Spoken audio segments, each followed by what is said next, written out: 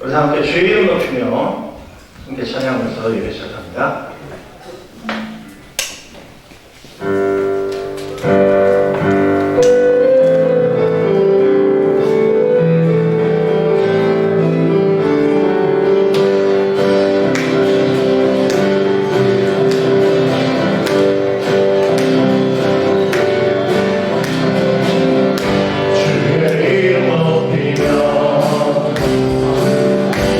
주를 찬양하리라.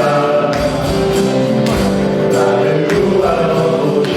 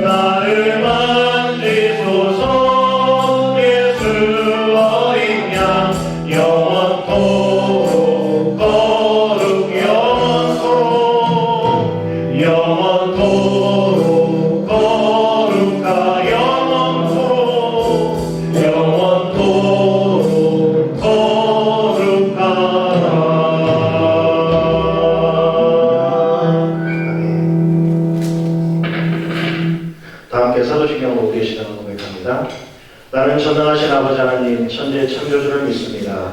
나는 그의 유일하신 아들 우리 주 예수 그리스도를 믿습니다. 그는 성령으로 잉태되어 동정녀 마리아에게서 나시고 본디오 빌라도에게 고난을 받아 십자가에 못 박혀 죽으시고 장사의 뒤 사흘 만에 죽은 자 가운데서 다시 살아나셨으며 하늘에 오르시어 전능하신 아버지 하나님 우편에 앉아 계시다가 거기로부터 살아있는 자와 죽은 자를 심판하러 오십니다. 나는 성령을 믿으며 거룩한 공교회와 성도의 교제와 죄를 용서받는 것과 몸의 부활과 영생을 믿습니다. 아멘. 사랑의 하나님, 오늘도 우리가 주님 앞에 나와 예배할 수 있도록 우리를 불러 모아주시니 그 은혜에 감사를 드립니다.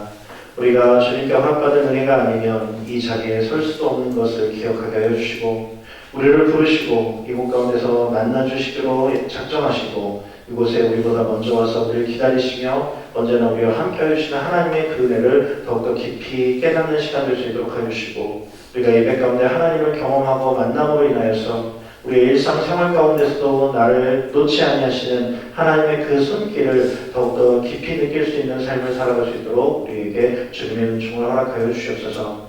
오늘도 말씀 가운데 주님의 음성을 듣기를 소원합니다. 우리가 깨달을 수 있는 지혜로움을 우리에게 허락하여 주셔서 하나님께서 우리에게 말씀하시고자 하는 하나님의 음성을 들을 수 있게 하여 주시고 그렇게 듣고 깨달아진 것은 우리가 우리의 삶 가운데서 믿음으로 담대히 살아나갈 수 있는 삶이 되게 하여 주시고 그 삶을 통해서 이 세상 가운데 생명을 살리는 생명의 통로가 되어지는 주님의 축복의 통로가 되어질 수 있도록 우리를 사용하여 주시옵소서. 주님이 함께 하심을 믿사오며 모든 말씀 예수 그리스도의 이름으로 간절히 기도드리옵나이다. 아멘.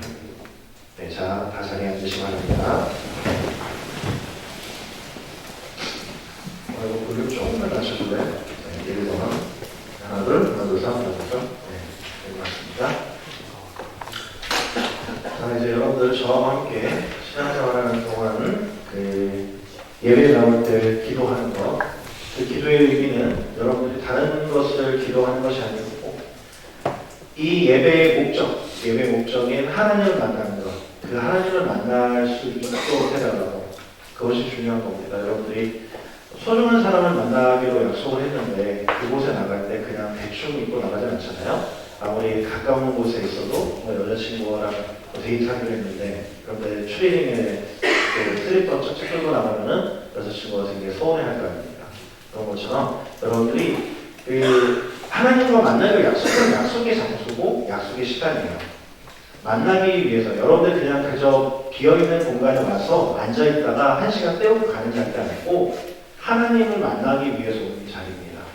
그러니까 하나님을 만나기 위해서 온 자리니까 만날 약속이 있는 자리니까 거기에 걸맞는 준비가 어느 정도 있어야 되겠죠.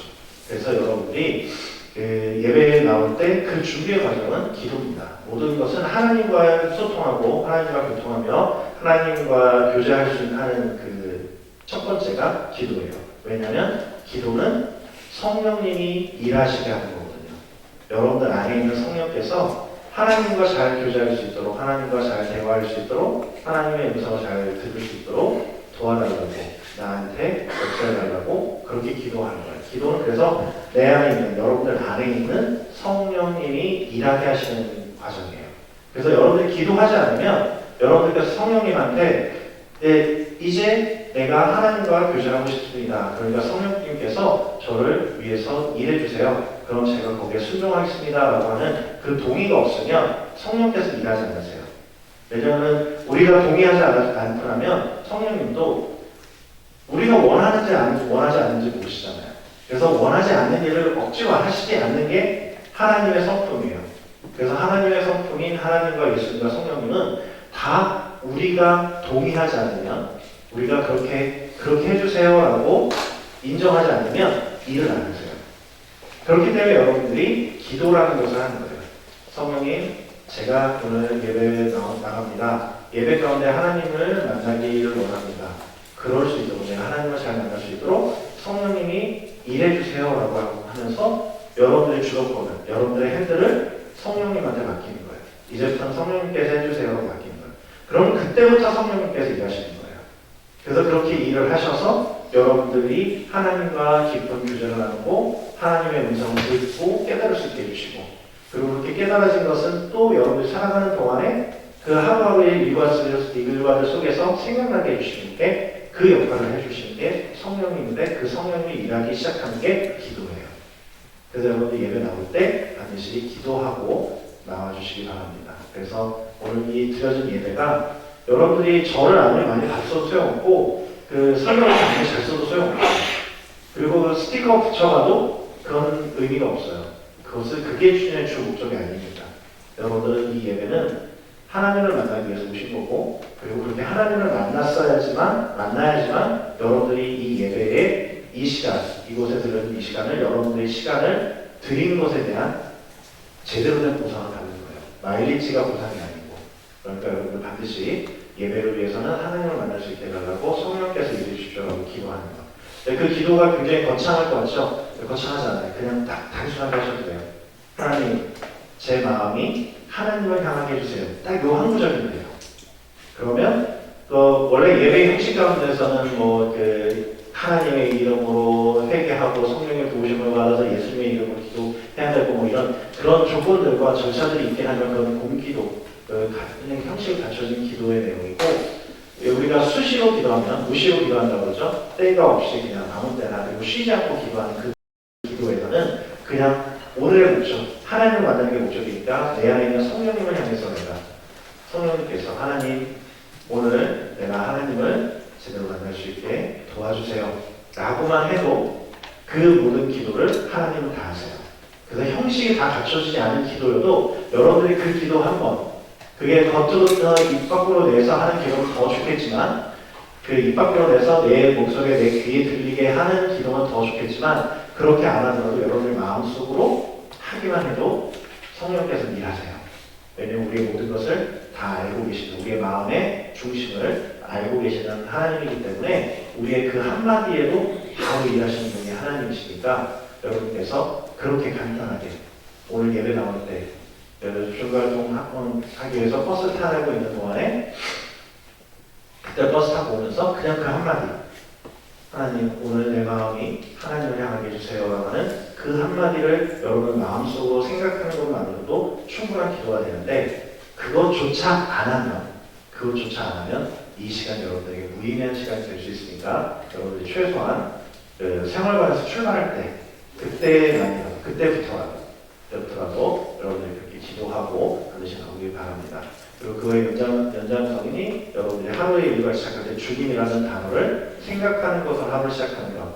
그것도 역시 마찬가지예요. 내가 주님이라고 생각하는 것 그 하나가 여러분들이 저한테 매일 이렇게 광고를 하는 시간에 똑같은 말을 듣잖아요. 매주. 똑같은 말을 들어서 주님이라는 것을 생각해야지라고 하는 그 순간부터 그게 무슨 의미인지 하나님은 이미 알고 계세요. 여러분들 마음이 알고 있으니까. 여러분들의 생각이 알고 있기 때문에 여러분들의 무의식이 알고 있기 때문에 여러분들이 주님이라는 단어를 내가 생각해야 되겠구나 라고 마음먹는 그 순간부터 하나님은 알고 계세요. 그리고 그걸 여러분들이 입 밖으로 고백하면 여러분들의 목소리를 여러분들의 귀에 들리게끔 내가 입 밖으로 고백해서 내가 고백하면서 내가 내 귀로 들을 때 그 기도가 더 큰 효과가 있거든요. 그래서 우리가 통성으로 기도하자, 소리내서 기도하자 하는 이유가 뭐냐면 내가 기도하는 게 입 밖으로 나와서 내가 나가는 기도하는 그 기도의 소리가 내 귀에 들릴 때 더 정확하고 더 큰 기도가 또 중심이 잘 잡히는 기도가 되는 그런 건데 그런 의미에서 여러분이 하루 시작할 때 주님이라고 하는 말을 입 밖으로 한번 이렇게 내보는 그것도 굉장히 큰 힘이 됩니다. 머릿속으로 생각해야지 하는 것도 굉장히 큰 차이를 만들 수 있는데 근데 입 밖으로 여러분이 주님이라고 하는 말을 내뱉는 것으로 하루 시작하면 그래서 더 큰 변화와 더 큰 역사를 만들어낼 수 있어요. 그러니까 여러분들께서 기도라고 하는 것을 어렵게 생각하지 마시고 그냥 여러분들의 마음이 일단 방향을 잡는 거예요. 내가 방향을 이쪽으로 딱 틀어놨을 때 그때부터 하나님은 그 다음부터 모든 것을 다 하나님이었어요. 이스라엘 백성이 범죄해서 포로로 끌려갔을 때도 너희들이 징계 가운데 있을지라도 너희들이 낯빛만 돌리면 그 낯빛만 돌린다는 게 고개를 이렇게 살짝 돌린다는 거거든요. 이렇게 보고 있던 고개를 이렇게 돌리는 거예요. 하나님을 향해서 돌리게만 하면 그 다음부터는 하나님이 거기서부터 나에게로 내가 이끌겠다. 우리가 하나님을 찾아가는 게 아니고 내가 고개만 딱 돌리게만 하면 거기에 오셔서 나를 붙들고 하나님께로 데려가시는 거예요. 그게 하나님이에요. 그러니까 여러분이 별거 없을 것 같고 아무것도 아닌 것 같은 그 두 가지 내 마음이 하나님을 향하게 해주세요라고 하는 그 기도 하나와 그 주님이라고 하는 단어를 생각하는 것 하나, 이 일이 아무것도 아닌 것 같지만 아무것도 안 하면 아무 일도 아닌 것이 되지만 하게 되면 그 다음부터는 하나님이 하세요. 우리 보고 하라고 너 이렇게 해서 해치고 나와 나한테까지 와 이런 게 아니라 그 다음부터 하나님이 하세요. 그 하나님이 하시는 그 경험들을 여러분들이 이곳에 사시길 바랍니다. 그러면 앞으로 사회 나가서 여러분들 만나는 모든 상황 속에서도 하나님이 하시는 것을 믿고 세상이 두렵지 않게 살아갈 수 있어요. 그래서 이곳에서 여러분 그 두 가지만큼은 저와 함께 진행해 주시기 바랍니다. 그리고 지금 4월 20일이 부활주일입니다. 부활주일. 그때 부활주일에 우리가 구종병 2, 4분기 군종 임명식을 하려고 합니다. 지금 그때 즉각대기 일정을 좀 확인해서 만약에 즉각대기 일정이 있어서 즉각대기 때문에 나오기 힘든 부대가 있으면 그럼 그 다음 주 한번 미루는 것도 고려해 보려고 합니다. 그리고 27일에는 그 부활주일 그 다음 주일에는 사단 구역에서 씨앗 선교라고 해서 각 예하 부대 방문해서 함께 예배하는 그런 예배가 있습니다. 작년에 씨앗 선교 예배 때 함께 들었던 용사들도 있는데 이렇게 오셔서 함께 예배를 드리는데 그때 나에서 그때서 정원에서 군중 임명을 하도록 하겠습니다. 그래서 지금 인수인계 하고 있는 과정인 대대들도 있고 포대들도 있어서 이번 주 안에 다시 한번 정확하게 정리하고 지금 오늘부터 이제 2, 4분기 군용 활동이 시작입니다. 오늘부터 2, 4분기 군용 활동 시작이니까 다시 한번 더 정리를 해가지고 그래서 임명식은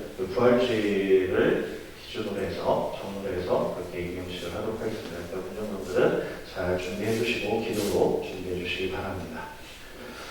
오늘 함께 나눌 하나님의 말씀 갈라디아서 1장 6에서 7절의 말씀입니다. 신약 300년 갈라디아서 1장 6에서 7절.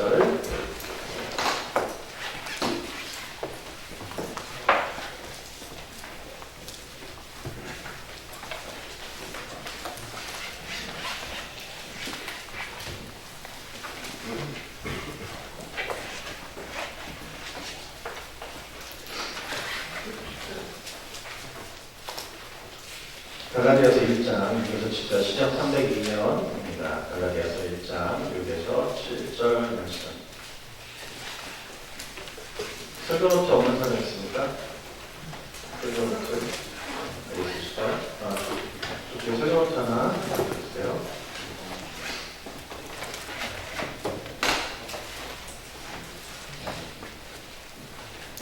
갈라디아서 1장 6에서 7절 우리 다같이 한 목소리로 공독합니다.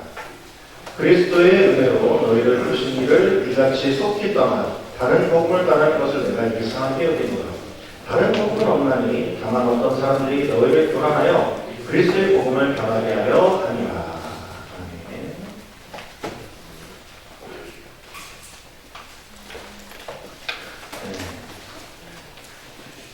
갈라디아 교회를 향해서 사도 바울이 쓴 편지가 바로 갈라디아서입니다. 이 갈라디아서의 시작이 이제 갈라디아 1장 시작부터 나오는 내용인데 여기를 보면은 그리스도의 은혜로 너희를 부르신 이를 같이 속히 떠나는 다른 복음을 따르는 것을 내가 이상하게 여긴다라는 말까지 초반부터 나옵니다. 이 얘기는 뭐냐면 초대교회 처음에 이제 예수님께서 돌아가시고 부활하신 다음에 성령이 임하여서 교회가 이제 형성되기 시작합니다. 그렇게 교회가 형성되면서 그 가운데 처음에는 이제 이스라엘 가운데 예루살렘부터 시작해서 그 유대인들 안에서 그곳에서 예수를 메시아로 인정하는 사람들의 무리가 생겨나기 시작한 거죠. 그런데 이 무리가 기존의 이스라엘의 기득권들, 유대인들에게 기득권들에게 굉장히 위협적인 거예요. 왜냐하면 예수님을 죽인 사람들이 누구니까 예수님은 십자가에 달아 죽이라고 조작하고 정치하고 재판하고 몰아가서 잡아다가 죽인 사람들이 이스라엘의 지도자들이에요. 이스라엘 지도자들이 예수라고 하는 33살의 청년을 그것도 나사렛이라고 하는 그런 작은 동네 그런 그곳에서 태어난 그런 그 한 청년, 그 청년은 체제 위배형이 된다고, 그래서 자신들의 기득권을 위협한다고 해서 그를 잡아 죽였어요. 그러면서 그 잡아 죽인 죄는 신성을 모독했다. 하나님을 자신의 아버지라고 얘기했고 자신이 메시아라고 하고 그런다 라고 얘기해서 자기가 메시아라고 했다는 것 때문에 신성 모독이, 이거는 하나님의 그 거룩하심에 대한 도전이야. 진짜 자기가 무슨 하나님이라고 자기가 신이라고 얘기하는 저건 이단 사이비도 저건 이단 사이비 없어 라고 해서 그를 잡아 죽였단 말이에요. 영문은 그랬어요. 하나님은 하나님이잖아요. 하나님. 알라는 오직 하나예요. 하나. 여호와, 야훼, 하나. 그래서 유일신이라고 합니다. 유일신. 하나님은 하나신데 자신이 그 하나님의 아들이라는 거예요. 하나님은 한 분이신데 아들이라고 하는 분신이 있다는 건데, 그렇다면 자신이 하나님이 또 다른 하나님이다, 하나님의 분신이다라고 얘기하는 그 모습 자체가, 이거는 하나님의 속성을 정면으로 대적하는 것이다. 그리고 하나님의 이름을 자기가 가져다가 그 사람들을 현혹하는, 미혹하는 행위가, 선동하는 행위가 라고 해서 그 신성 모독이라는 이름을 가지고, 그 죄목을 가지고 예수님을 아주 처참하게 잡아 죽였습니다. 그렇게 죽였는데 그 예수님을 따르는 무리들이 생긴 거예요. 예수님을 따르는 무리들은 예수님을 뭐라고 얘기합니까? 메시아라고 해요. 하나님의 아들이라고 합니다. 하나님께서 보내신 우리를 로마의 압제로부터 우리를 구원하는 그런 메시아다. 우리를 인류를 구원할 메시아다라고 인정하고 따르는 무리가 생겨나니까 자신들이 예수를 죽인 그 명분이 자신이 하나님의 아들이라 메시아라고 주장한다는 것 때문에 죽였는데, 죽이고 난 다음에 보니 이 사람이 진짜 메시아다라고 해버리는 건 어떻게 되는 거예요? 자신은 어떤 사람들이에요? 메시아를 죽인 사람이 돼요. 그러니까 이 유태인들, 이스라엘의 기득권들은 그것을 인정할 수가 없는 거예요. 제사장들이나 서기관들이나 바리새인들은 예루살렘에서 예수님을 메시아라고 인정하는 순간 자신들은 하나님이 보내신 하나님의 아들을, 하나님의 메시아를 죽인 사람이 되는 거예요. 진짜 민족의 반역자, 대역 죄인이 되는 거예요. 그러니까 그것을 인정할 수가 없는 거예요. 근데 인정하지 않으려고 할수록 그걸 인정하지 않고 부인하는데 자신들이 아니야 그렇지 않아라고 얘기해봐야 소용없는 게 뭐냐면, 예수님을 따르는 예수님을 메시아라고 믿고 따르는 사람들이 그 무리가 점점 더 많아져 가는 거잖아요. 세력이 어느 정도 지나고 예수를 죽이고 나면 그 세력들이, 예수님을 따르던 무리들이 흩어지고 없어질 줄 알았어요. 점점 더 쇠약해져 갈 줄 알았어요. 그런데 역사는 어떻게 됐느냐? 점점 더 원성해져 가는 거예요. 예수님을 믿는 사람의 숫자가 점점 더 늘어나는 거예요. 그러다 보니까 이렇게 되다 보면은 유태인들의 대부분이 예수님을 메시아라고 인정하게 되고, 그렇게 되면은 그 메시아이신 예수님을 알아보지 못하고 죽여버린 자신들은 아주 무능한 그런 그 정치 지도자들이 종교 지도자가 되면, 그럼 그 무능함 때문에 자신들이 그 자리에 있을 수 없다라는 위협감 때문에, 그 위기감 때문에 더욱더 박해하는 겁니다. 그리고 그들을 더욱더 눌러버리는 거예요. 힘으로, 자신들이 가지고 있는 힘과 권력으로 그들을 제압하려고 하는 거예요. 그렇게 제압을 하다 보니까 이제 예수의 복음이 어떻게 되느냐?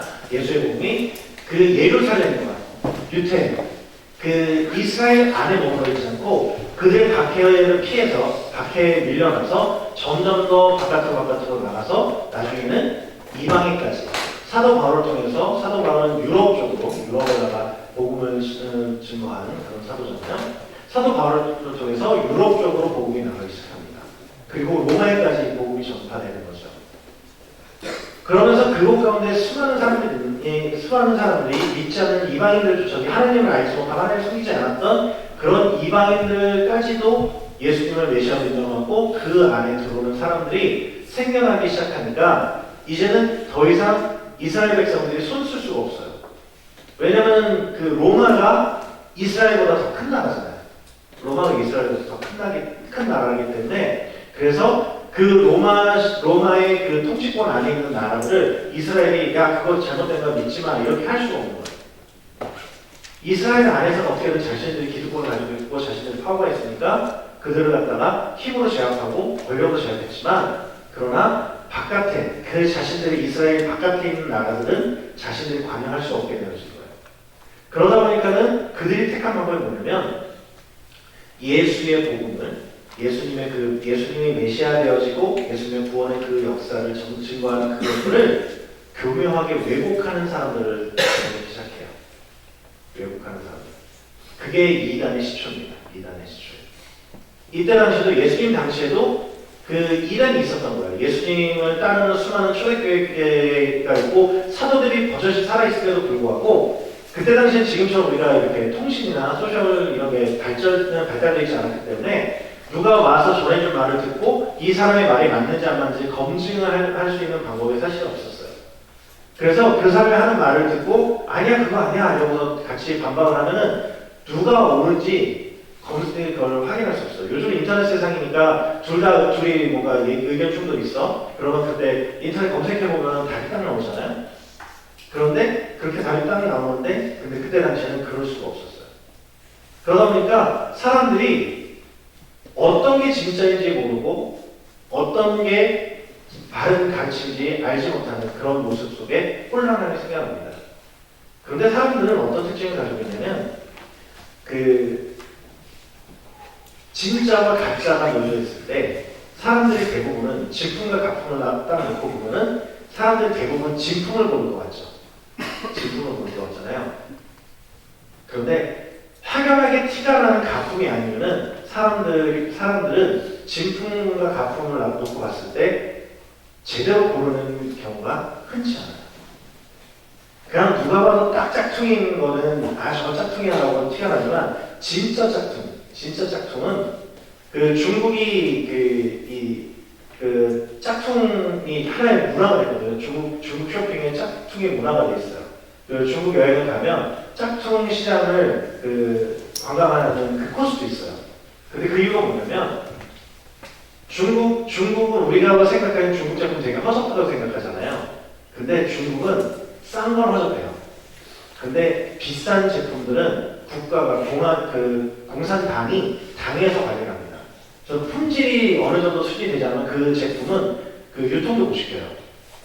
그래서 그 가격대도 형성하지 못합니다. 근데 한국에 들어오는 중국 제품이 정말 조잡한 이유가 뭐냐면 한국 사람들은 무조건 싼 거 찾다 보니까 그 가격대만큼 그렇게 허접한 것들을 국내로 들어오는 거예요. 그런데 진짜 제대로 만든 거는 구분이 안 되고 그렇게 잘 만들어놨어요. 그래서 중국 짝퉁 시장을 일부러 관광을 할 정도로 그렇게 가짜도 너무 진짜 같게 만들어놓은 거예요. 그러다 보니까 사람들이 이게 진짜인지 가짜인지 헷갈려하는 그런 모습이 있는데 그런데 사람들 눈에 진짜와 가짜가 있으면 사람들은 당연히 진짜를 고를 수 있을 것 같지만 아주 교묘하게 만들어 놓은 정교하게 만들어진 가짜는 오히려 사람들이 진품을 가짜로 봅니다. 가짜가 더 진짜 같다고 보이는 그런 현상이 있어요. 사람들. 왜냐하면 더 정교하고 더 화려하게 만들어요. 그래서 사람들이 거기에 현혹이 됩니다. 그런데 그것처럼 복음에 대해서도 사람들이 그런 거예요. 복음이 들어와서 이 복음이 진짜인 것 같은데 근데 이 복음을 듣고 나니까 그 복음과 비슷한 가짜 거짓 교사들이 와서 거짓 복음을 주는 거예요. 거짓 복음을 가르쳐 줍니다. 근데 사람들이 이 거짓 복음을 들으면 에이 무슨 가짜를 이런 이단인가 라고 이렇게 얘기하지만 그리고 안 넘어갈 것 같지만 그런데 사람들의 심리가 자신들에게 좀 더 유리한 것, 자신들이 좀 더 받아들이기 편안한 것, 자신들의 마음에 죄책감이 덜한 것을 받아들이는 게 사람의 심리예요. 인간의 심리가 그래요. 왜냐하면 인간 안에 있는 죄성 때문에. 자신의 죄를 살짝 덮어주는 거를 다른 사람들한테 이건 죄고 이렇게 살면 안 됩니다. 거룩한 삶을 살아야 됩니다. 라고 막 이렇게 얘기하면 어떻게 하늘 그럴 수 있어? 막 이랬던 사람도 그렇게 말하는 정의를 외치는 사람도 자신의 불법은 살짝 감추면서 얘기하는 거예요. 그런데 자신의 그 불법이 드러나면 어떻게 되겠어요? 자신의 불법이 드러나면 견딜 수 없겠죠. 그래서 진짜 정의 앞에는 못 서는 거예요. 자신의 불법을 가지고 있는 사람은 진짜 정의를 내세우지 못해요. 왜냐하면 그 정의의 잣대가 상대편한테 되었다는 잣대였지만 그게 잣대를 대는 순간 자신에게도 돌아오거든요. 그래서 자신의 불법이 드러나기 때문에 함부로 받아들이지 못하는 거예요.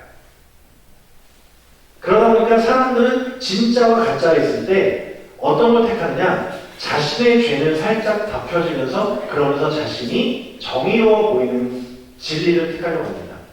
그래서 그 거짓 교사들한테 빠져들게 되는 거예요. 거짓가르침에 넘어가게 되는 겁니다. 근데 사도 바울은 어떤 사람이냐면 사도 바울은 자신이 가지고 있었던 위치가 굉장히 높은 위치에 있었어요. 로마의 시민권을 가지고 있었고요.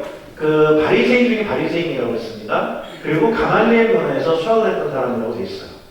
자신은 이스라엘 사람 중에 유대인 중에서는 자신만큼 큰 사람이 없었던 사람이에요. 그 바울이 사도 바울의 원래 이름은 사울입니다. 사울. 사울이라고 하는 뜻은 큰 사람이라는 뜻이에요. 큰 사람이라는 뜻이에요. 그래서 사도 바울이 자신이 사울이라고 하는 이름을 가지고 살았을 때 진짜 그 이름에 걸맞게 이름처럼 아주 대단한 사람이었어요. 장래가 총망받는 그런 유태인이었습니다. 그랬던 유태인이었던 그가 예수님을 다메섹 도상에서 만나고 난 다음에 그 다음에 자신의 그 모든 기술을 다 버립니다. 자신이 가지고 있었던 그 모든 것들을 분통하지 못하게 여기는 거야. 그렇게 여기고 그 모든 것을 다 버려두고 그 모든 기회와 그 모든 기득권을 다 내버려두고 그리고 이방인의 사도라고 해서 이방으로 나가서 복음을 전하는 사람이 됐어요. 그러면서 그렇게 나가면서 사울이 이렇게 부르니까 큰 자야 이렇게 부르니까 나를 큰 자로 하지 마라. 나는 이 사람들 중에 가장 지극히 작은 자다.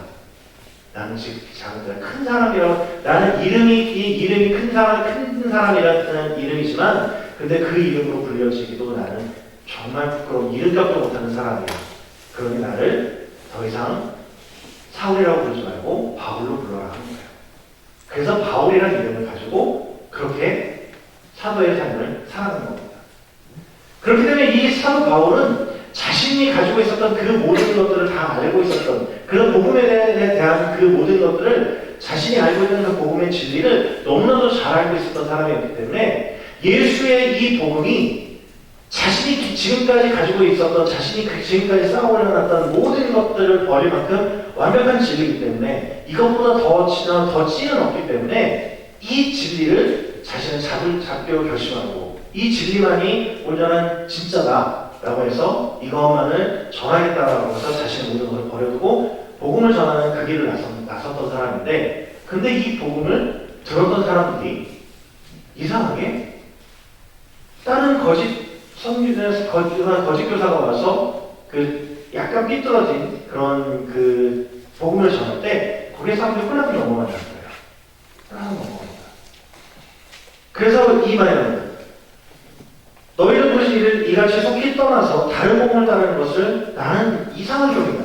난 도대체 이해가 안 돼. 아니 이 진짜는 왜 진짜는 모르고 짝퉁을 택하지? 야 누가 봐도 이건 짝퉁이야. 근데 너희들 왜 진짜 찐을 놔두고 왜 짝퉁을 쫓아다니니? 야 어떻게 두 개가 있는데 그냥 찐품하고 까품하고 있는데 이 중에서 어떻게 너희들은 아무 고민 없이 찐품을 버리고서 짝퉁을 택할 수 있니?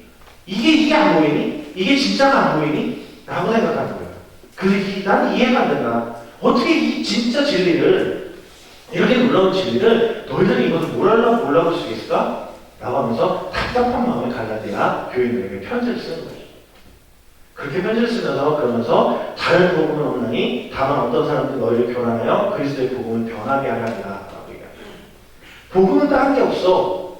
니들 내가 얘기하고 내가 전해주는 이 복음이 너희들이 감당하기 좀 힘들지 다른 사람한테 갖다 대는 기준이 되면 좋지만 너한테 기준이 될 때는 너는 그게 좀 너한테 불편함이 있지. 그렇기 때문에 그런 불편함이 있을 수 있지만 그러나 이게 진리야. 어쩔 수 없어. 이것만이 진짜 진리고 다른 건 없어. 너희들이 받아들이기 좀 불편하다고 해도 너희들에게 조금 찔림이 된다고 해도 그래도 이 복음이 진짜야. 그러니 다른 것 너희들 마음에 너희 세대들의 입맛에 좋게 와가지고 얘기하는 것들 그런 것들에 대해서 너희들 현혹되지 마라. 그거는 너희들을 복음으로부터 멀어지게 하기 위한 사단의 계략이다라고 얘기하는 거예요. 그러면서 복음은 없다라고 얘기합니다. 다른 복음은 없다라고 얘기합니다. 여러분들은 굉장히 역사적인 세대를 살고 있어요, 이제. 여러분들 세대는 그 대통령이 2번 탄핵되어지는 그런 그 세대를 여러분들 살고 있어요, 벌써. 저는 또 파란만장한 세대입니다. 제가 이 그 태어나서부터 지금까지 그 수많은 대통령의 죽음을 서거를 봤으니까 그런 세대인데 굉장히 우리나라가 아주 격동해지는 세대를 보내고 있습니다. 근데 여러분들도 역시 그런 그 격동의 세대, 역사에 기록된 그 세대를 여러분들이 이제 살아가고 있는데 그 탄핵 선고에 대해서 굉장히 많은 찬반이 있고 여러 가지 상황들이 있어요. 그리고 그 지금도 여전히 그것에 대해서 탄핵에 대해서 의견이 갈려져 있긴 한데 그런데 저는 전체적인 어떤 부분들을 다 떠나고 오직 하나 그 탄핵 선고하는 그 선고문에 기록되어 있는 것 하나가 뭐였냐면 그 법관들이 정치적 상황을 고려하지 않는다고 봅니다. 이 판결문에 보면 정치적 성향은 최대한 배제하려고 그렇게 판결문을 썼다고 보여졌어요.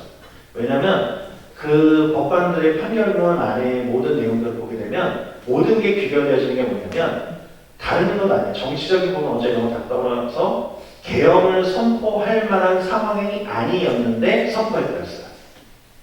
그냥 단순하게 그거였어요. 계엄을 왜 했는지 이거는 중요하지 않다. 계엄을 선포할 상황이 아닌데 선포했기 때문에 그렇기 때문에 탄핵이다. 파면한다라고 얘기하는 거예요. 그래서 다른 모든 정황들이 이것저것 막 섞여져 가는 그런 모든 상황들 속에서 또한 재판과의 과정 가운데 서로 주고받는 그런 공간 가운데서 그런 것들 가운데서 모든 것을 다 배제하고 오직 하나만 보려고 노력했다라는 게 그 판결안에 보였어요. 뭐냐면 이 계엄을 선언할 만한 그런 상황이었느냐 아니었느냐, 계엄의 요건에 맞느냐 아니냐를 가지고 판단하고 여론도 다 최대한 배제하려고 했고 그리고 정치적인 상황들과 성향들도 그런 것도 최대한 배제하려고 했고 그런 것들을 그래서 주문하는다가 담으려고 했던 내용이 그거였다는 것을 봤습니다. 그래서 그것을 보면 어떻게 보면 되게 중립적이려고 노력했던 흔적들이 굉장히 많이 보여요.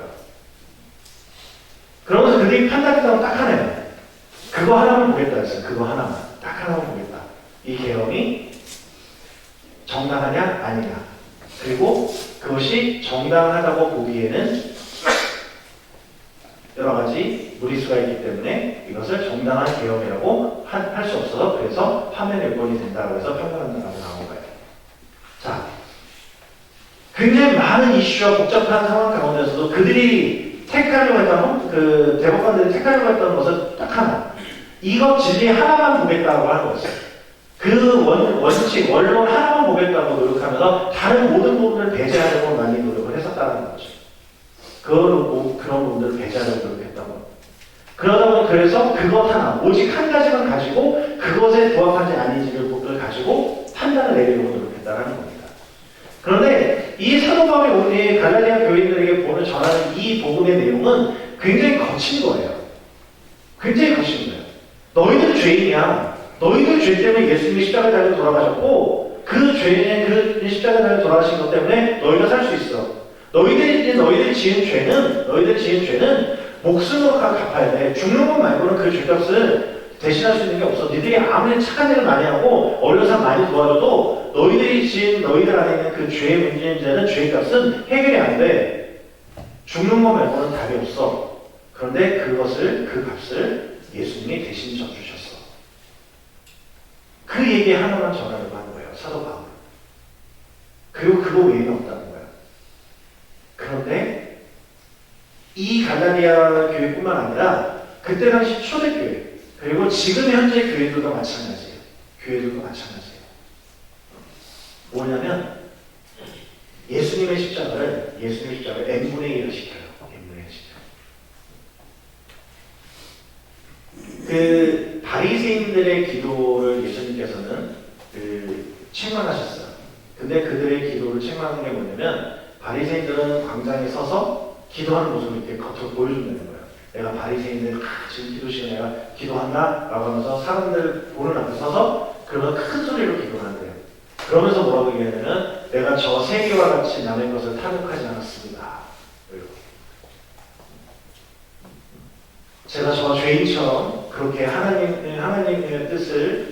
덕을 얻지 않았습니다. 난 쟤보다는 괜찮습니다 라고 하는 것을 기도한대요. 그것을 예수님께서는 비판하셨어요. 그걸 비판했어요. 그런데 예수님의 십자가 이후 교회에 들어오는 거짓 교사들의 거짓 가르침, 거짓 복음은 뭐냐면 예수님의 십자가가 너 때문이야 라고 얘기 안 하는 거예요. 우리 때문이야 라고 얘기하는 거예요. 우리 때문에. 우리 때문이에요. 물론 예수님이 지신 십자가 안에는 내 죄도 있어. 내 죄도 있는데 근데 내 죄가 십자가를 질 만큼 그렇게 크지는 않아. 근데 내 죄도 있고 제 죄도 있고 얘 죄도 있고 그래서 다 모아보니까 온 인류 70억 인구의 죄를 모아보니까 예수님이 십자가에 죽을 수밖에 없네. 그냥 나는 그 70억 분 중에 70억 명 중에 한 사람을 이렇게 손가락 하나 살짝 얹은 거야. 내 죄는 그냥 그 정도밖에 안 돼. 그렇게 되죠. 그래서 예수님의 십자가가 더 이상 내 십자가는 아닌 거예요. 우리 십자가지. 그리고 그 우리라고 하는 그 값이, 우리라는 값이 커지면 커질수록 더 마음이 편한 거예요. 우리라는 값이 커지면 커질수록 거예요. 5명에서 우리면 5분의 1이잖아. 근데 100명에서 우리면 100분의 1을 주는 거예요. 십자가의 문제가. 그래서 사람들이 점점 더 많은 사람들, 많은 무리 가운데로, 군중 가운데로 숨어들려고 하는 거예요. 예수님께서 가나안에 잡혀온 여인을 향해서 무리들이 돌을 들고 와서 그를 쳐 죽이려고 하면서 너는 어떻게 하겠느냐? 라고 얘기했을 때 그때 예수님이 조용히 있다가 그러면서 한마디가 너희 중에 죄 없는 자가 먼저 돌로 쳐라라고 했어요. 자, 우리 이거를 죄 없는 자가 돌로 쳐라라고 얘기하는 줄 알아. 근데 그게 아니에요. 먼저라는 말이 붙어 있어요. 먼저. 거기에 우리가 그렇게 모여있을 때, 야, 너희들 죄 없으면 돌로 쳐라. 그러면 돌이 수백 개가 날아갔을 거예요. 왜냐면 군중 속에 묻혀 있으니까. 사람들 속에 있으니까, 무리들 가운데 있기 때문에 내 죄는 죄도 아니야. 라고 하는 심리가 있어서 나는 나 정도는 죄 없는 사람이지. 나 정도는 깨끗한 사람이지. 나 정도는 더 없는 사람, 더 없이 살 수 있는 사람이지라고 하는 자기 의의가 있어요. 사람들 무리 속에는. 그렇기 때문에 죄 없는 사람이 돌로 치라고 안 하고 죄 없는 자가 먼저라는 말을 붙였어요. 앞에 나와서 나는 죄가 없고 깨끗하니까 내가 돌로 칩니다 라고 하는 거야. 그럼 뭐냐? 그 무리 가운데서 떨어져 나와서 너 1대1로 한번 내 앞에 서봐야 해요. 온전히 내 앞에 네가 내 앞에 서봐봐. 예수님 앞에 온전하게 섰을 때 혼자 무리로 쓰는 게 아니라 혼자 섰을 때 내가 죄가 없다고 말할 수 있는 사람이 있으면 나와서 돌을 치라는 거예요. 왜냐면 그때 당시 자신이 죄가 없다라고 얘기하고 돌을 치려고 하면 자신이 죄가 없는 것을 증명을 해내야 돼요. 깨끗하다는 걸 증명해야 돼요. 그 수많은 사람들 중에 어느 한 사람도 제 나를 그냥 어린 시절에 나 괴롭혔어요 라고 한마디만 해도 너 그것도 죄인이네. 네가 무슨 죄 없어가 되버리면 그 사람은 거짓말쟁이가 되고 그 사람은 그에 대한 자신이 거짓말하는 것에 대해서 대가 치러야 되는 거야. 그러니까 아무도 나서지 못하고 무리들에 숨어서 슬금슬금 도망가고 나니까 나중엔 남아있는 사람이 없었다고. 우리들 모두가 인간은 그래요. 예수님의 십자가를 바라볼 때 무리를 지어서 군중으로 지어서 수많은 사람 떼거지로 모여가지고 예수님의 십자가를 바라보려고 합니다. 그런데 예수님의 십자가는 1대1로 맞추고 봐야 되는 거예요. 1대1로 맞추고. 그렇지 않으면 예수님의 그 십자가가 의미가 없어지게 되고요. 희석되어지고요. 그리고 나면 그 십자가의 크기가 작아지기 때문에 하나님이 나를 얼마만큼 사랑하셨는지를 알 수가 없는 거예요. 예수님께서는 우리에게 십자가를 1대1로 마주어 보기를 바라시는 이유는 딱 한 가지입니다. 하나님이 나를 얼마만큼 사랑하는지 그 사랑의 크기를 알려주기 위해서 그래요. 십자가의 무게가, 십자가의 크기가 얼마큼 큰지를 내가 온전히 알았을 때 하나님이 나를 이만큼 사랑하시는 걸 알 수 있는 거예요. 그런데 이 주님의 십자가를 1대1로 마주하고 정면으로 바라보게 되면 그 하나님의 사랑 안에 무릎 꿇지 않을 사람이 없습니다. 베드로도 예수님을 처음 만나가지고 자기 배에 올랐을 때 고개가 많이 잡힌 걸 보고는 제일 먼저 했던 말이 뭐냐? 주여 나를 떠나서도 나는 죄인으로소이다 라고 했어요. 자신이 죄인이라고 고백합니다. 그리고 나는 내 죄가 십자가 앞에 1대1로 서야지만 십자가의 무게가 얼마나 큰지 알고, 그리고 그렇게 그 십자가 값을 대신 치워주실 만큼 하나님이 나를 사랑하셨구나. 하나님이 세상을 사랑하셨다고 하는데 그 세상이 70억 분의 1인 1, 70억 명 중에 내가 하나 속해 있는 그 세상을 얘기하는 게 아니고 나라고 하는 세상을 사랑하시는 거예요. 나라고 하는 세상. 내가 속해 있는 세상을 사랑하시는 거예요. 나를 사랑하시는데 나뿐만 아니라 내가 속해 있는 곳까지 다 사랑해 주시는 거예요. 그래서 나를 사랑하셔서 나를 지키기 위해서, 나를 구원하기 위해서 나 하나만 구원하시는 게 아니라 내가 구원한 나를 구원하기 위해서 나와 함께하는 자들, 내가 구원받을 수 있는 자리에 올 수 있도록 내 환경과 내 여건들과 내 상황들 다 함께 역사해 주시는 거예요. 그래서 그 사랑 안에서 회복되게 하십니다. 근데 그 사랑의 크기를 예수님의 십자가 앞에 1대1로 서지 않으면, 예수님의 십자가가 온전히 나만의 십자가라고 느껴지지 않으면 하나님이 나를 얼만큼 사랑하는지 알 수가 없는 거예요. 십자가의 크기가 n분의 1이 될수록 하나님의 사랑도 n분의 1이 되는 거예요. 그런데 이러한 진리를 예수님께서 지신 십자가는 온전히 너를 위한 십자가야, 너만을 위한 십자가야 라고 하는 이 진리를 왜곡시키는 사람들이 들어오는 거야. 에이, 그래도 너는 쟤보다 좀 나아. 응? 야, 네가 지은 죄로 십자가, 예수님 십자가 지는 제가 지은 죄로 예수님 십자가를 저도 이쪽으로 던지셨겠다. 뭐 이런 식으로. 쟤보다 내가 낫지. 그리고 내가 예수님의 십자가나 제 죄도 조금 거기 있긴 하겠지만 그래도 제가 그 정도까지는 아니지 않나요? 라고 하는. 그래서 우리 마음에 있는 죄책감을 조금은 위로하는 것처럼 들어와서, 그렇게 우리 안에 숨어 들어와서는 우리의 죄책감을 덜어주는 척하면서, 위로하는 척하면서, 그러면서 그 십자가에 대한 죄책감, 주님에 대한 그 죄의식을 무뎌지게 만들어놓고, 그렇게 무뎌지게 만들어놓고서는 그 무게가 무뎌진 만큼 하나님의 사랑이 작아지게 됩니다. 죄의 문제를 거부할 때는 그게 무뎌질수록 그 무게, 죄의 무게가 가벼워질수록 편한 것 같죠. 그런데 하나님의 사랑 앞에 섰을 때, 사랑의 무게를 재보려고 할 때 어떻겠어요? 하나님 나를 요만큼밖에 사랑하지 않는가? 그럼 쟤보다 나를 더 사랑하시면은, 그럼 쟤는 쟤를 데려가시고 쟤보다는 나를 더 사랑해 나를 왜 버려두시는 거 아닌가? 라고 하는 의심이 들지 않겠어요? 악한 영들이 우리의 죄책감을, 우리의 죄의식을 자꾸 무뎌지게 만들려고 하는 이유는 그겁니다. 우리의 죄책감이, 우리의 죄에 대한 죄인식이 온전할 때 내가 나의 죄값이 얼마나 컸고 예수님의 십자가가 얼마나 큰 값이었는지를 알수록 하나님의 사랑을 더 크게 느낄 수 있기 때문에, 우리의 죄책감을 덜어주는 건 우리의 마음을 편하게 해주려고, 우리를 도와주려고 하는 것이 아니라, 우리의 죄책감이 적어질수록, 죄의식이 적어질수록 하나님의 사랑이 크게 작아져서 나중에 심판대 앞에 섰을 때 사단이 하나님이 너 같은 놈도 구원하겠니? 라고 했을 때, 그렇지, 하나님의 사랑 난 나한테는 요만큼밖에 없으니까 그러면 하나님이 나를 버리시겠구나, 안 되겠구나, 난 너 따라가야 되겠어, 그리고 끌려가게 만들려고. 계략인 거예요. 아주 작아. 우리를 위로하는 것 같지만, 그러나 사실은 하나님의 사랑을 희석시키기 위해서 우리의 죄의식을 희석시키는 작전이 사단의 계략. 그래서 여러분들이 교회 가면은 다 죄인이다, 당신은 죄인이고 우리는 죄인입니다, 하나님 예수님의 십자가 당신의 죄값입니다, 이렇게 얘기하면서 다 죄인이라고 말해 라고 하는 것들 불편할 수 있지만, 그러나 그 불편한 진리 앞에 우리가 온전히 섰을 때, 예수님의 십자가가 나의 죄값이라고 하는 것에 그 앞에 온전히 섰을 때, 비로소 거기서부터 시작되어지는, 제대로 섰을 때 시작되어지는 하나님의 큰 사랑, 그 사랑이 크기 때문에 나중에 우리가 마지막 때 하나님 앞에 서게 되어지는 그 순간 마귀의 속삭임에 넘어가지 않을 수 있는 거예요.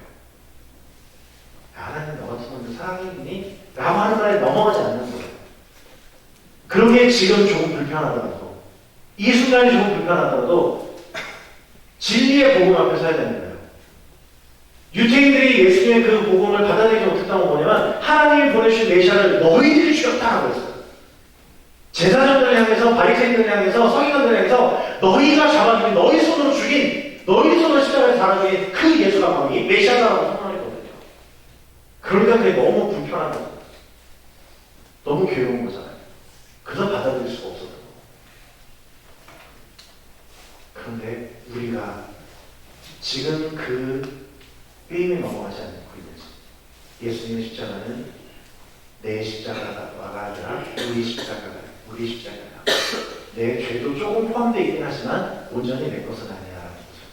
그래서 십자가의 크기를 작게 만들어서 그 십자가의 무게감을, 부담감을 적게 만들어서 나중에는 그 부담감의 크기가 하나님의 사랑의 크기와 비례되어지는데, 근데 마지막에 가서는 내가 느끼는 죄책감이 적어서 하나님의 사랑도 적게 느껴지게 만들어지는 그런 어리석은 길을 택하게 만들려고 우리를 유혹하고 있다는 거예요.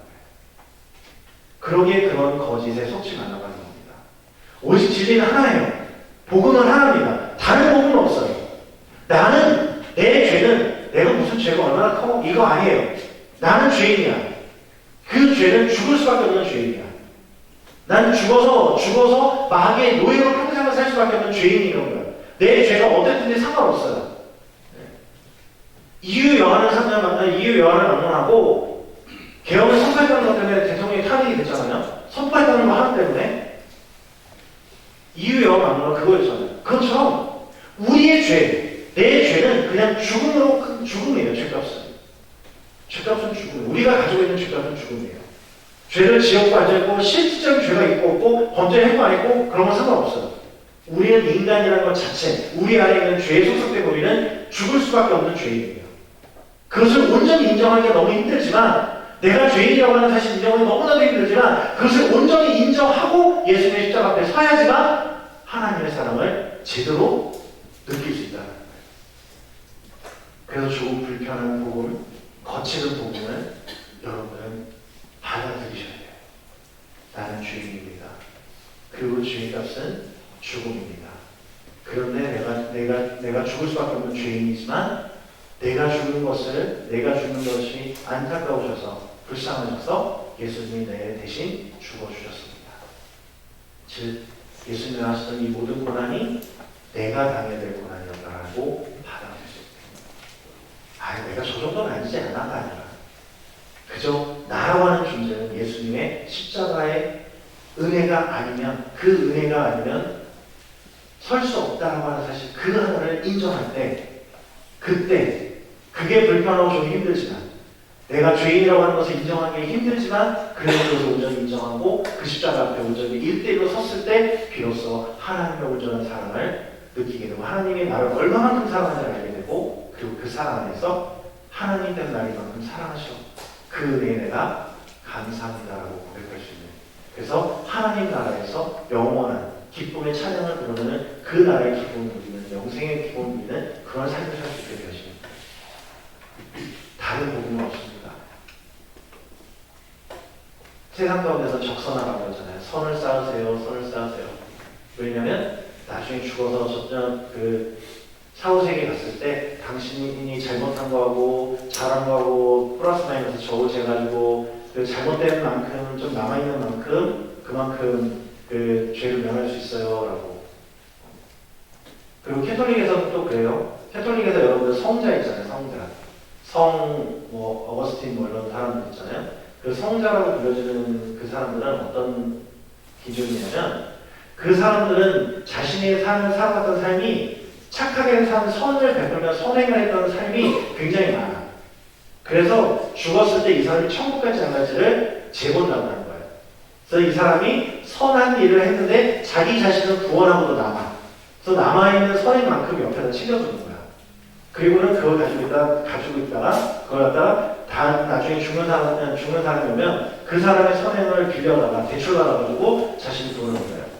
저희 막내 이모부가 돌아가셨을 때 이제 그 막내 이모부가 캐톨릭이라서 캐톨릭식으로 장례를 치렀는데 24시간 그 사람들이 돌아가면서 와가지고 그 찬양을 부릅니다. 근데 그 찬양의 내용이 뭐냐면은 성 어거스틴이여 남자를 도우소서, 성 에가스터여 남자를 도우소서, 음률이에요. 그러면서 성인의 이름을 부르면서 남자를 도우소서, 누구여 남자를 도우소서, 그래서 성인들의 이름을 계속 쉬지 않고 부르면서 기도를 해요. 찬양을 해요. 그 찬양이 그래요. 캐톨릭 복음라고가 그거를 계속해요. 그게 뭐냐면 이 사람의 죄, 이 사람이 가지고 있는 공과 공적이 천국 갈 만큼 안 되더라도 그 성인들이 쓰고 남은 자기 천국 들어가고 남은 그 자녀 공적을 가지고 이 사람 좀 보태줘서 이 사람 그 천국 갈 수 있는 만큼 채워줘서 이 사람 좀 구원해주세요 하는 거예요. 그렇게 남는 것만큼 세상은 그렇게 생각해요. 내가 잘못했어도 죄를 졌어도 나중에 잘하면 상쇄될 거라고 생각합니다. 저울이 될 거라고 생각해요. 그렇지만 그렇지 않아요. 우리의 죄는 죽을 수밖에 없어요. 죽음으로 끝이에요. 그거 외에는 우리의 죄값을 치를 수가 없어요. 그 중에서도 더 죄를 짓는 사람도 있을 수 있겠죠. 더 악랄한 사람도 있을 수 있겠죠. 그러나 우리의 죄값은 정확하게 죽음밖에 없습니다. 그래서 그 죽음의 죄값을 예수님이 치워주셨어요. 그것을 우리가 온전히 받아들이지 않으면, 온전히 우리의 것으로 받아들이지 않으면 우리는 영원한 나라에 대한 소망도 가질 수 없고요. 그리고 영원한 나라의 기쁨도 누릴 수 없는 거예요. 그래서 조금 불편하지만, 조금 거칠지만 그 날것 그대로의 거치는 그 복음, 오직 복음은 하나입니다. 다른 복음이 없다. 우리는 죄인이고 죽을 수밖에 없고 죽을 수밖에 없는 죄인인데 그 죄를 예수님이 대신 져주셨다. 그래서 그 예수님을 믿으면 구원받는다. 다른 일을 믿으면 다른 이름으로 구원받을 게 전혀 없고 오직 예수만이 우리를 구원할 수 있다 라고 하는 그 날것 그대로의 거치는 그 복음을 받아들이려고 얘기하고 있는 거예요. 때로는 여러분들 귀에 듣기 좋은 이야기들이 많을 수도 있어요. 여러분 마음의 부담을 좀 덜어주는 그런 게 있을 수도 있습니다. 그것이 진리가 아니고 주님이 주시는 날것 그대로 그 복음을 받아들이고 믿고 그리고 경험하면서 여러분이 주님의 십자가의 크기를 온전하게 느끼고 그리고 그 크기만큼의 하나님의 사랑을 경험한 사랑하는 여러분들을 간절히 축원합니다. 기도하겠습니다. 땅을 주관하신 하나님, 오늘 우리가 주님 앞에서 큰 은혜의 말씀 가운데 섭니다. 복음의 진리가 우리 가운데 온전히 행하여지기를 소원합니다. 그러나 아버지 하나님, 우리를 미혹하는 소리들은 너무나도 많습니다. 우리의 마음 가운데 우리를 현혹하는 일들이 너무나도 많습니다. 그러나 아버지 하나님, 우리가 주님의 복음의 진리 앞에서 온전히 그 진리 하나를 붙들며 살아갈 수 있는 지혜를 갖게 하여 주옵소서. 내 마음에 편안한 것, 내 삶에 아니한 일들을 가지고 그 길을 택하려고 편안한 길을 택하려고 하는 것이 아니라 진정 하나님이 주시는 온전한 그 복음의 사랑 안에 더욱더 거할 수 있도록 해주시고 그 은혜 가운데서 주님이 주시는 그 사랑의 크기를 우리가 완벽하게 체험할 수 있는 그런 삶을 살아갈 수 있도록 축복하여 주시옵소서. 주님의 십자가의 그 죄의식은 우리를 정죄하기 위함이 아니라 우리 당신 하나님의 사랑의 크기를 알려주기 위한 것을 기억하게 해주시고 더 이상 주님의 그 십자가를 두려워하거나 불편해하거나 부담스러워하는 것이 아니라 주님의 그 십자가에 대해서 온전한 하나님의 사랑으로 느끼며 나아갈 수 있도록 그래서 그 주님의 십자가를 더욱더 사모할 수 있는 마음을 갖게 하여 주시옵소서. 그래서 우리를 통하여서 이루실 하나님의 역사와 하나님의 나라가 우리의 삶 가운데 우리가 살아가는 이 세상 가운데 온전히 이루어지게 하여 주시고 그것을 통해서 하나님의 살아계심이 증거되어지는 역사를 일어나게 하여 주시옵소서. 지금은 우리 구주 예수 그리스도의 대속하여 주시는 은혜와 하나님 아버지의 끝없는 사랑과 성령님의 감화감동 교통하여 주시는 역사가 이 시간 주님의 온전한 복음 앞에 순전히 서기를 소원하는 주님의 사랑하는 자녀들 머리머리 위에 또한 그들 가정 위에 또한 그들 지키는 나라와 이 부대 위에 지금부터 영원토록 함께 없시기를 간절히 축원하옵나이다. 아멘.